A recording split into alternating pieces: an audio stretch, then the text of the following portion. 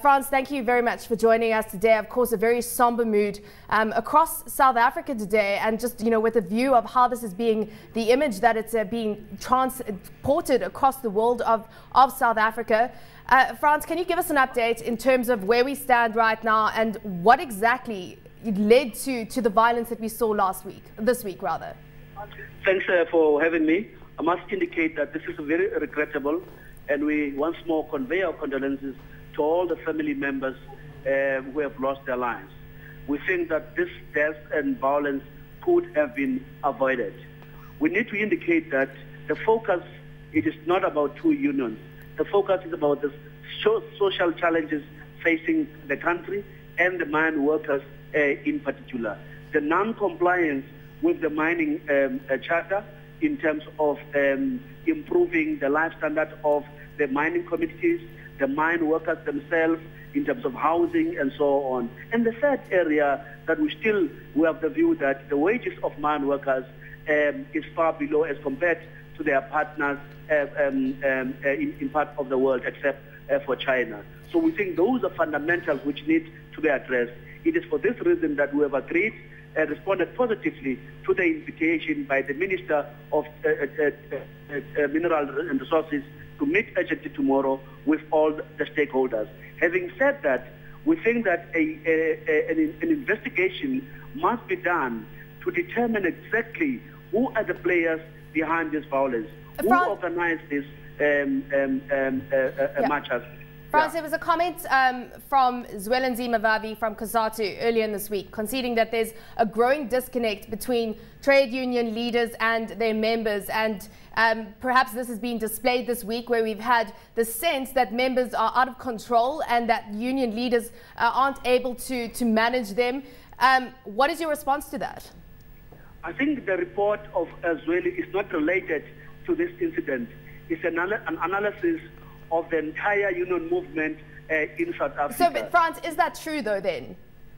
Well, I don't think that it's entirely true in other instances. In other instances, that is a fact. In this instance, Frans? In this instance, I don't think that's the fact. Remember, we have shop steward at every level. We have shop steward at every structure who are servicing these members on full-time basis. So there could not have been a loophole insofar as the quality of service is concerned. The problem is that generally mine workers are indebted, and they have the view that what they're earning is low, and we agree with them. Until such time that there can be a serious leap in looking at the basic floor of what mine workers are earning today, we'll still have this problem because people will manipulate them and use them as cannon fodder. You could see how this violence was planned, the sharp instruments which are there, how bodies were mutilated. It is very, very scary. Frans, please stay on the line. But as I was saying earlier, we had the AMCU press briefing earlier, and these are just some visuals that we had from it. And, as I said earlier, the president of AMCU, very emotional over what had taken place. As you can see, that's the press briefing over there. So, Frans, I'd just like to find out from you. I mean, the sense is that you've been losing members to AMCU, and you've gone on a campaign to try and win these members back, and that's why we've had this turf war reigniting.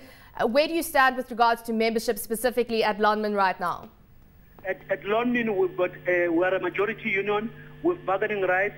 We've got 57% of membership in Lonmin. So we are a majority union. Recruitment is part of parcel of the lifeblood of any organization. We are targeted to recruit in Korea, one of the Lonmin operations, because workers were dismissed during an AMCU illegal strike in 2011. So people had to be reinstated and re-employed without membership. So we had to recruit those members again. Okay, so I mean, of course, it's not fair to not have AMCU president here to respond to this next question. But from NUM's perspective, are AMCU inciting violence within their members? We want to leave this to an investigation which must be done to determine exactly who are the role players behind this violence, because this violence was well planned, well executed by those who organize these rock drill operators. And we think that a solid investigation will confirm to us and the public in general who are the perpetrators of this violence. Frans, thank you very much for joining us today. Frans Baleni, the General Secretary of the NUM.